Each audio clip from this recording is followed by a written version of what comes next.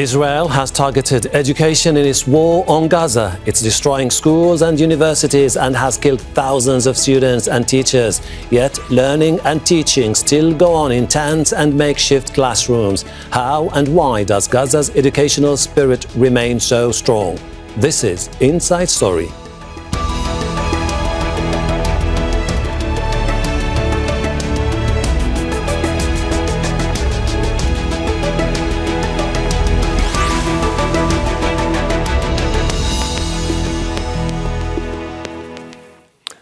Hello, welcome to the program. I am Hashem Ahelbarra.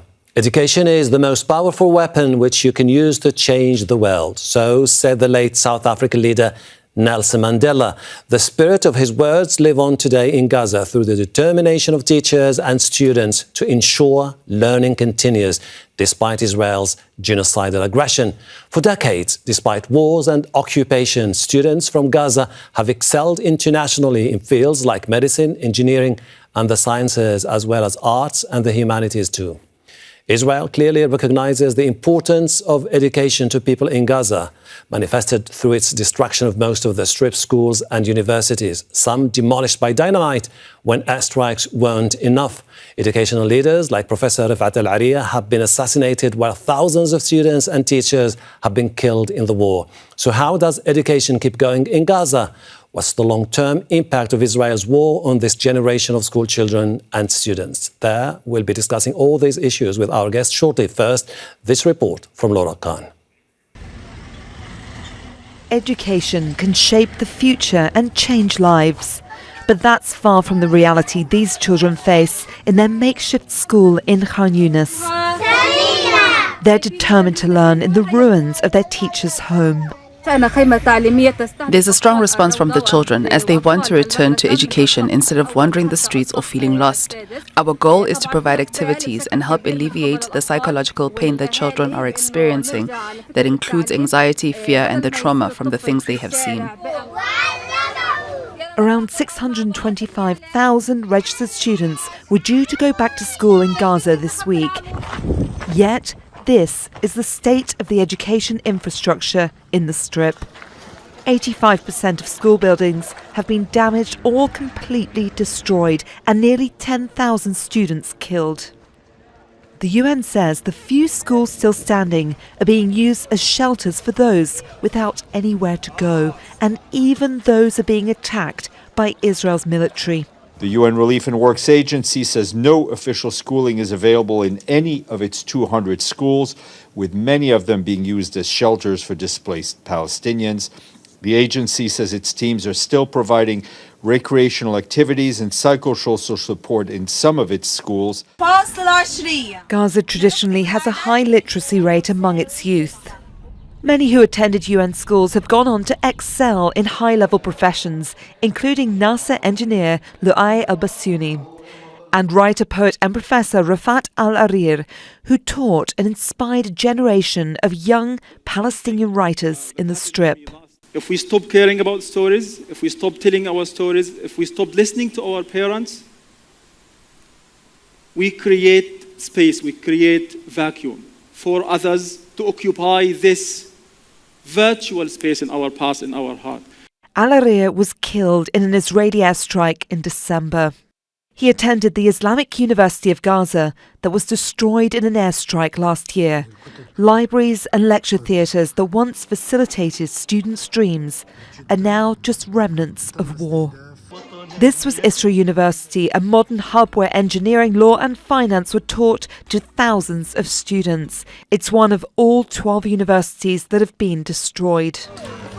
Among streets that are no longer recognisable lie twisted metal and piles of concrete, and children clutching pens and paper. Plastic sheeting used in tents provides no security.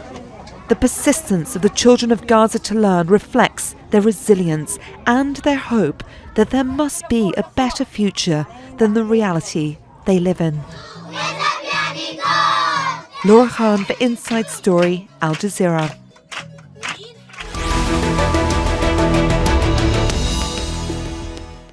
Let's bring in our guest in Gaza. Omar Salah is an English teacher at the University College of Applied Sciences. He was awarded a place at Durham University in the UK, but couldn't leave because of the war on Gaza. In Los Angeles, Loay Elbasyouni, who's from Gaza, is a power electronics lead engineer who worked on the Ingenuity Mars Helicopter team with NASA-JPL and was educated in the Strip. In Doha, Ahmed Al Naouq is the co-founder of We Are Not Numbers, a Palestinian youth-led non-profit project in Gaza. Welcome to the program, gentlemen. Omar, do you have any idea if your students are still alive or constantly on the move from a shelter to another? Thank you for having me first. And actually, we have been recently started working on online teaching, asynchronous online teaching, because we can do this asynchronous way. Mm-hmm. And despite all the challenges and all the difficulties we're facing these days, from electricity, from a place to education, it's really, really hard to find a place for education and well equipped. Also, many of my students, sadly, were killed during the genocide. And we are talking about more than 600,000 students who were deprived from the education, from the right of education. It's a whole generation, actually.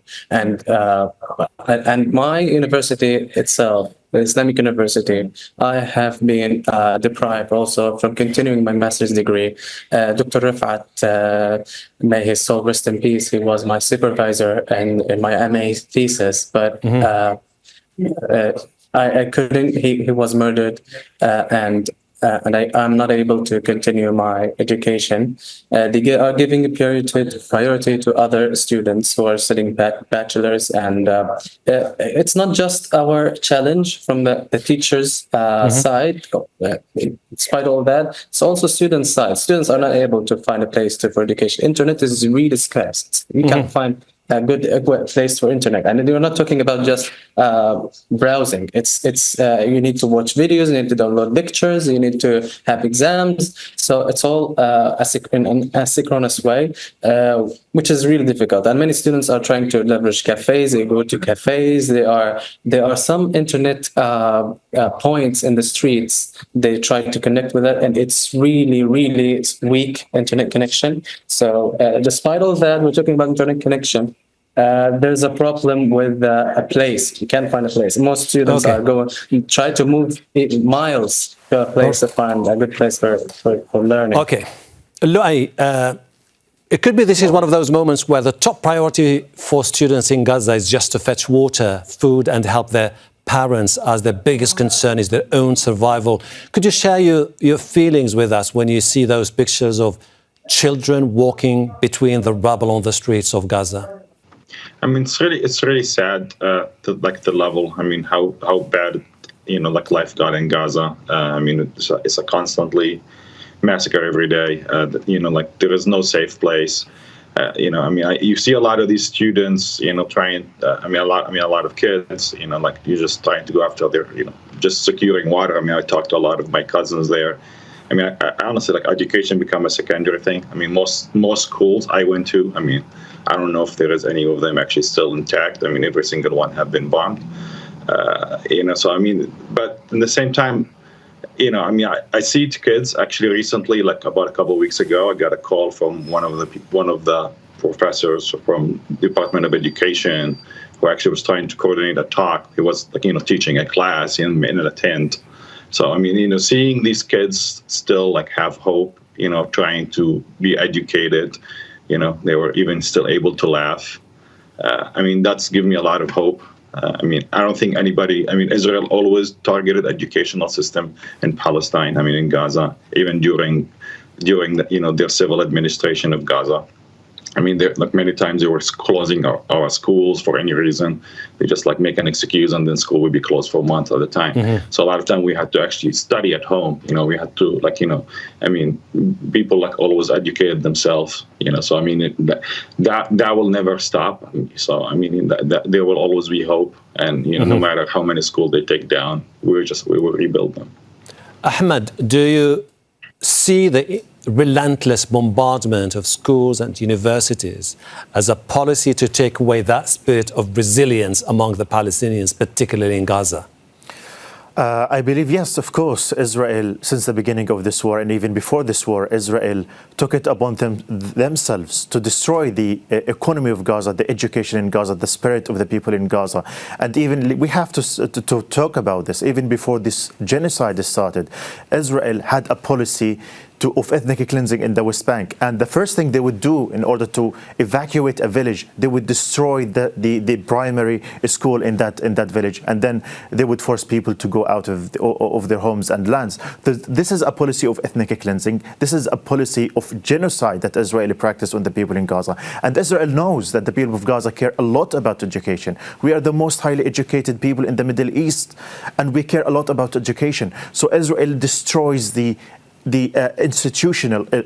educational institutions in Gaza because they wanted to make it impossible to the people of Gaza to live, so that they eventually leave. So this is a part of the ethnic cleansing policies that Israel is practicing on the people of Gaza. And of course, it is measured, it is calculated, it is intentional.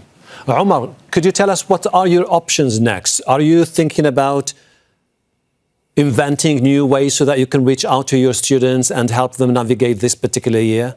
Well, actually, I'm doing my best. I have a decent internet connection in my camp, and we are trying to if the most thing I can do is if there's any inquiries or if children are facing any problem. So we are leveraging some of the classroom. So students send their inquiries, and if they have any questions or anything, they can contact me by number, or they can email or anything. So it's not just on my individual side. I do my best to help, but it's really it's out of my hands because I'm also a student, and I'm doing my best to help. Because I'm having this problem. So the best way I can do is to try to, if they have any problem, they contact me to do anything.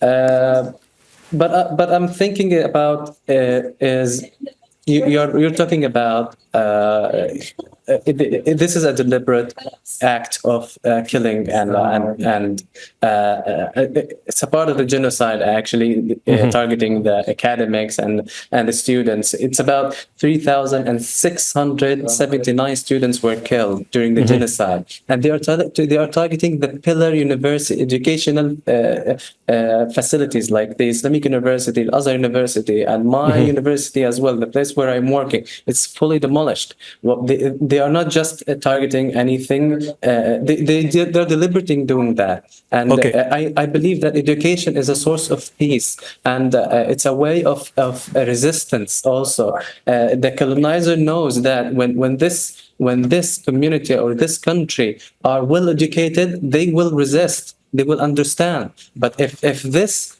we suppress them, then we will colonize them mentally and physically. They need the best. They're trying their best to not just put us down in terms of killing and destruction, but also they're trying to do this mentally.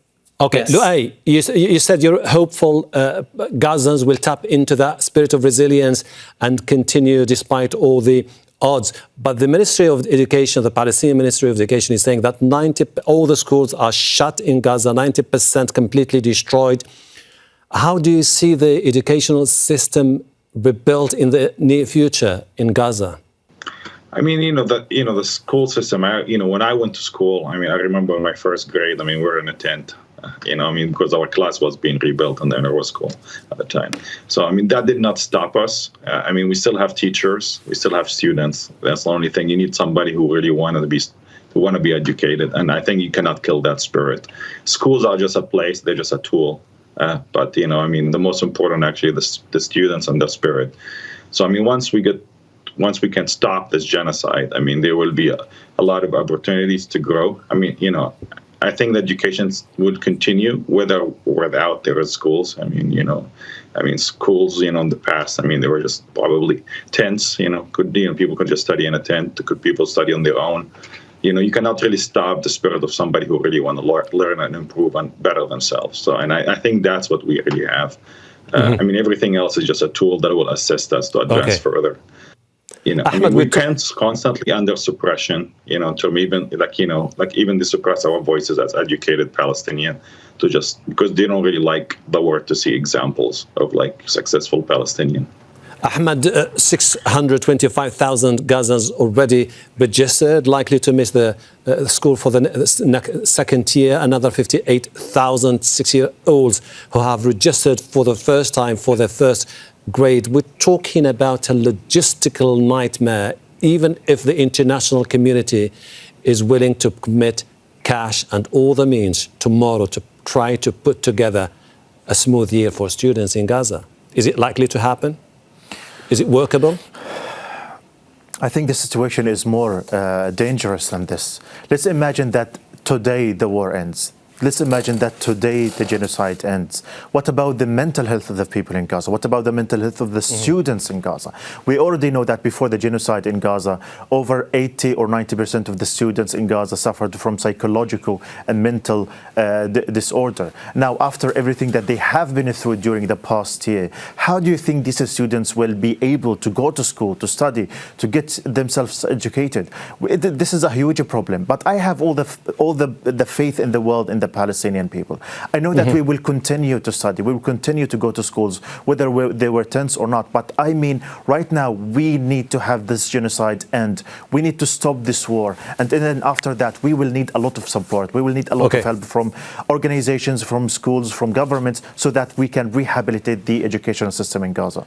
Omar, briefly, if you don't mind, the UNRWA has launched the Back to Learning program in 45 of its shelters, where basically you have the teachers sitting with the students, trying to set up games, drama, arts, music and different sports activities for them, just to get a semblance of what should be a normal time, a vibrant school vibe. Is this something that could be expanded across Gaza? Do you see it happening across Gaza in the upcoming weeks?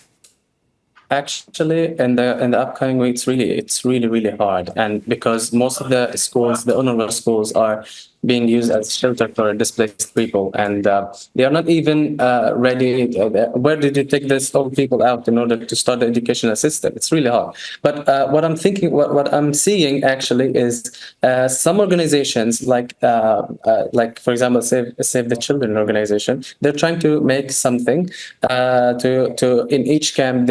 For example, in our camp, it's not the organization. It's our initiative. We have a tent. We try to educate teach our people, our children in the camp the way we can, because those children, specifically in the primary levels, they are in need for to be educated, because their mind is not well established. They need to keep being their mind need to be active all the time, and we can't ignore them. So we're trying to help them, teach them in the tents the way we can, and some organizations are supporting that. They are doing tents in the camps and teaching children, specifically in the primary levels, and that's the most thing they are able to do. But for UNRWA schools, I'm not seeing this is easy. It's really hard. But if the genocide ends, there will be a solution for that. The schools that so it's all about an end to the war in Gaza. Loay, you've been talking time and again about education has been a source of pride among the Palestinians, particularly in Gaza. You were born in Gaza, you were educated there, you moved to the United States of America, you became an engineer, then you helped the Mars Helicopter Ingenuity program, which completed 72 hours historic flight, becoming the first aircraft to achieve a power-controlled flight on another planet. It's phenomenal by a young child who comes from a place like Gaza. But do you have any concerns that despite all the optimism you still think about, we could end up now with a lost generation for many, many years to come? I mean, we definitely lost time, so, I think, I don't know if I would say lost generation. It's really sad, what's happening. It's really depressing, honestly. But at the same time, it's like, I don't know if we lost a generation. We lost a year or two. I use my father, for example. He had to, because of the 1967 war, school was canceled for a year. And his exam was canceled, and he spent 2 years before he was able to go to medical school. So, we didn't really lose that generation, So, I mean, just if we look at the past, I mean, in 1948, the same thing happened, but that just made us more stronger to continue to prove that we are worthy, to make the world recognize who we are, recognize the work we have provided the world, in terms of education and other knowledge, which is, I mean, Palestine in history, I mean, it's always been a source of knowledge. And no matter what happens, we always going to rebuild. I mean, yes, there is a lot of trauma affect the students. I mean, I think a lot of people probably, like at this point, probably hopeless. But I think we'll overcome that. I think the biggest thing will be like, how is this whole system? I mean, there's a systematical attack here. It's not only on education; it's on even on the UNRWA. There's a lot of propaganda being spread about education of Palestinians. I mean, directly by Netanyahu. I mean, it's like, which is but it's like there's a lot of it is just like unfounded like excuses and just partially like to delete the Palestinian identity. So but I don't think they will be able to succeed at any of that. And okay, I think our kids will have will still have future. Whoever want to really be educated, they will find their ways. Ahmed, you also have a story to share. You lost 21 members of your family in October. You launched a platform. We're not just numbers, so people can share their own stories about the agony and the plight of the people in Gaza. Are people in the West receptive to the content that you publish on the platform? Thank you very much. I lost 21 members of my family in October. 2 of my sisters who were killed in that home were teachers. 14 of my nieces and nephews who were killed, most of them were pupils who go to school. And one of our co-founders of We Are Not Numbers was Rifat Al-Ar'ir, this great, amazing, prominent professor. He was a mentor to us. He said, in his last words, if I must die, you must live to tell my story. So we are living right now, those of us who survived this massacre, who survived this genocide, we are living to tell our stories to the world. Now, when We Are Not Numbers, we decided to write our stories in English for the Western audiences, because we know how the mainstream media in the West have failed the Palestinian people. They have demonized and dehumanized the Palestinian people. We are writing our stories ourselves because we want to get ourselves exposed to the Western audiences. Of course, there is a lot of reception in the West, especially because the people in the West now, more than ever, they realize how they were deceived by their own media, how they were blinded by their own media. So there is a lot of reception that we're receiving in the West. A lot of people are reading our stories for the first time. They're reading and they're changing their perception about We Are Not Numbers, about people in Gaza, because they're reading stories firsthand from the victims of human rights violations in Gaza. I have different angles to cover with you, gentlemen, so if you can be brief in your answer, I would really appreciate. Omar, will virtual schools be the practical best alternative now? For now, the most practical way to keep the educational system is using the online teaching, but it's somehow impossible to do the synchronous teaching, which is like a live lecture or something, where we are leveraging the synchronous way of teaching. And we give students time. We give them like deadlines, like we give them a huge period to do the deadlines, to do their work and to submit their exams, because we know that they are not able. It's hard, it's challenging, and sometimes students have to move like miles in order to get to a place, and even it's not well equipped for education. And for us teachers, there are some places like hubs. If you know that, like work hubs, Israel-Palestine, we have one. We can go there, but it's also it's what's available, but it's hard. It's a fix for the time being. I believe that. Sorry. It's a quick fix for the time being. Yes, but I believe if we back to our ancestors, go back to our grandfathers who were displaced in 1948, they started from tents. They start from very basic things. The solution is not it's not hard to start the educational system. It's just a mentality, and it's a prophecy to surpass it to the generations. And each generation comes give it to the other generation, and it's like a prophecy. So we need to try to keep that cycle ongoing as much as we can. UN agencies are facing a problem, which is basically they've been asking for donations to be able to put together the education system, particularly in Gaza, in the near future when the war is over. But as you know, the donors are not really excited about the potential of injecting more cash into education because they say they have other priorities: food, aid, hospitals, and so on and so forth. What could be the best scenario? What should the Palestinians do, or neighboring countries, Arabs in particular, wealthy nations, to try to help the Palestinians when it comes to rebuilding educational system in the future? Yeah, I mean, that's what I was talking. I mean, there was the big, systematical attack on the organization, for UNRWA, which is bringing a lot of the funding, and then you destroy, I guess, the majority of their infrastructure. So now, they already were struggling with budget before this, especially with some countries reducing their budget.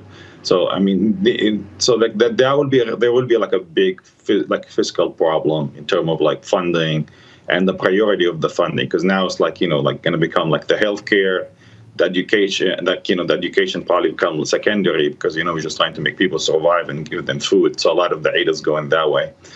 So I mean, there need to be more, to help, rebuild a lot of the schools. So they're gonna need to be a lot more funding, to UNRWA or to other organizations to allow the tools to make it more accessible for every single person to be able to go to get education. Ahmed, what would be the best way to prevent a second year without access to school for people in Gaza, even if the war continues? The war has to end. We can't allow this to continue. We can't allow this genocide to continue for more than a year. Enough is enough. I think it is time that everyone, every single person, every single organization, or all the governments, they have to come and agree that this war has to end. And when this war ends, there has to be a lot of work done in Gaza. We need a lot of support. Us Palestinians alone in Gaza after this genocide, I don't think we have enough capacity to revive and rehabilitate the educational system. We need a lot of help from the organizations, NGOs, human rights organizations. We need a lot of help with the resources, with the funding, but also, and most importantly, we need to have this war end, and we need to make sure that no more genocides happen to the Palestinian people. Omar, Salah, Loay Elbasyouni, Ahmed Al Naouq, I really appreciate your time, the stories that you shared with us, which are definitely going to resonate among the young children in Gaza, desperate to go back to school despite the relentless bombardment and the massive loss of life. Thank you. And thank you too for watching. You can see the program again anytime by visiting our website, aljazeera.com, for further discussion. Go to our Facebook page, that's facebook.com/AJ Inside Story. You can also join the conversation on X. Our handle is @AJ Inside Story. From me, Hashem Ahelbarra, and the entire team here in Doha. Bye for now.